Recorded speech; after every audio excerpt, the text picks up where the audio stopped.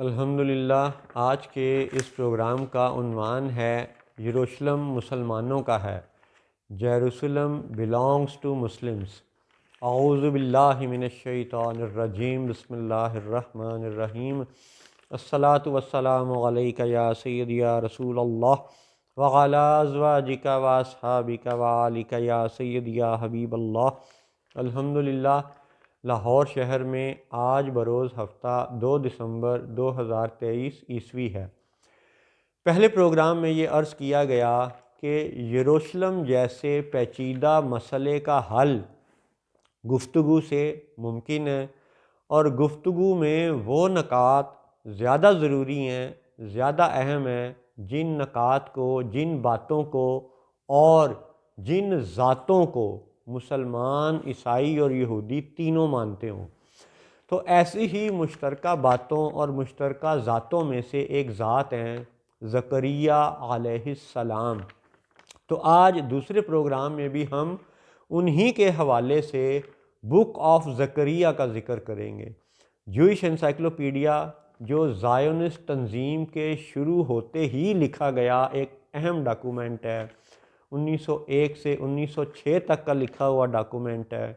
یہودیوں کا لکھا ہوا ڈاکومنٹ ہے۔ اس کا آرٹیکل نمبر 15199 15199 بک آف زکریا۔ تو بک آف زکریا میں ذکر ہے کہ announcement of war upon unworthy tyrants followed by an allegory in which the faithless people is censured and the brotherhood between Israel and Judah is declared to be at an end۔ اب غور کریں، اس کا اردو ترجمہ سن لیں پہلے کہ announcement of وار، جنگ کا اعلان، اپون unworthy tyrants یعنی فسادیوں پر، followed by an allegory،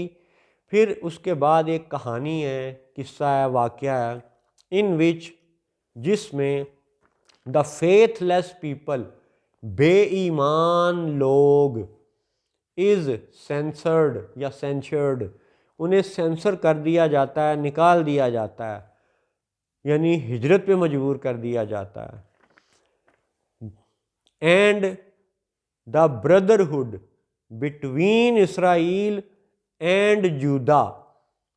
is declared to be at an end، اور ریاست اسرائیل اور ریاست جودا کے درمیان یہ جو بردرہڈ کا معاملہ تھا، بھائی چارے کا معاملہ تھا، اس کا اعلان کر دیا گیا کہ اب وہ ختم ہو گئی۔ تو جوئش انسائکلوپیڈیا بک آف زکریا آرٹیکل 15199 سے یہ ثابت ہوتا ہے کہ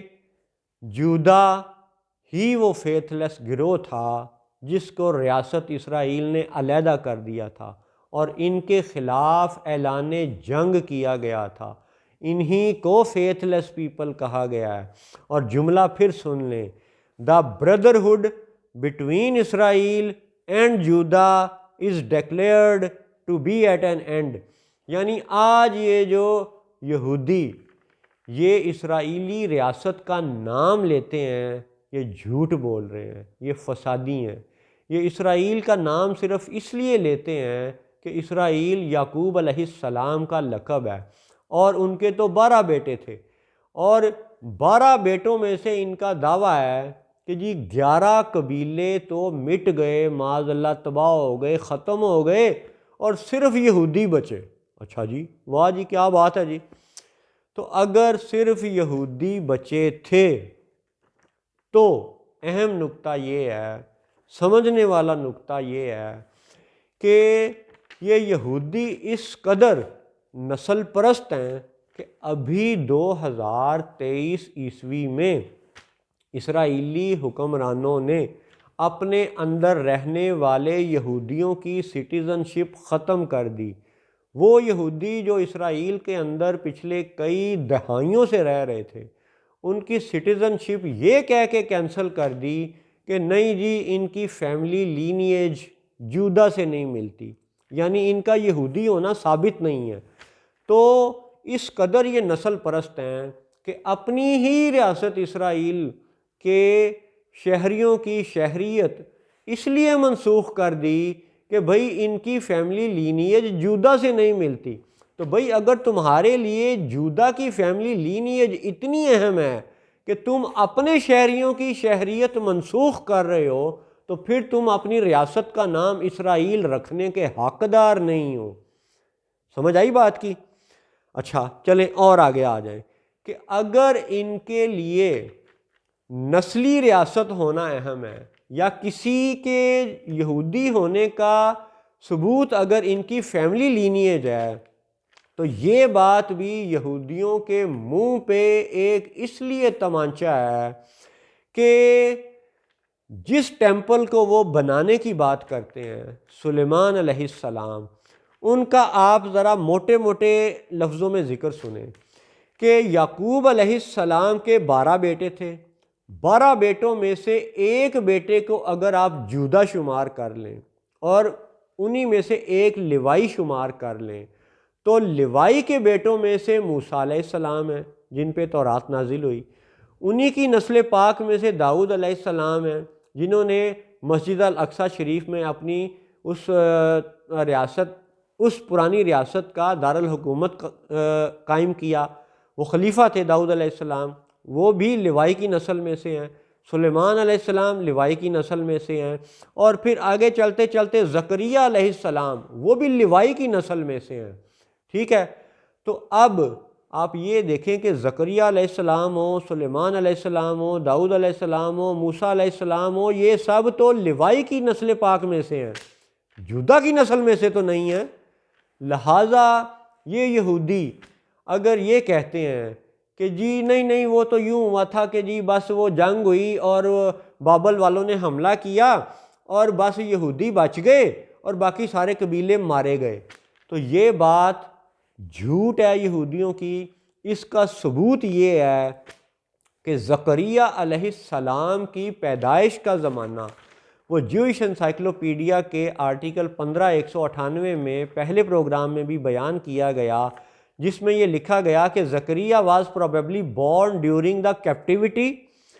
but was brought back early to Palestine، اور زکریہ کیپٹیوٹی کے زمانے میں پیدا ہوئے اور واپس کہاں پہ لائے گئے؟ فلسطین لائے گئے تھے۔ اس کا مطلب ہے فلسطین ریاست پہلے سے تھی، بعد میں انہوں نے کتابوں میں سے بدل بدل کے نام ریاست اسرائیل کا ڈال دیا اور جودا کا ڈال دیا اور عدل بدل کر دیا۔ تو سمجھو اس بات کو مسلمانوں اور اے سچے دل والے یہودیوں، تم بھی سمجھو کہ جب زکریہ علیہ السلام پہلی بڑی تباہی اور دوسری بڑی تباہی کے بیچ کے زمانے میں ہے، محمد رسول اللہ صلی اللہ علیہ وسلم کی پیدائش سے پہلے کا زمانہ، المسیح عیسیٰ بن مریم علیہ السلام کی پیدائش سے پہلے کا زمانہ، تو یہ وہ زمانہ ہے جو دو بڑی تباہیوں کے بیچ کا زمانہ ہے۔ تو اس زمانے میں اگر زکریہ علیہ السلام موجود ہیں تو زکریہ علیہ السلام کا وجود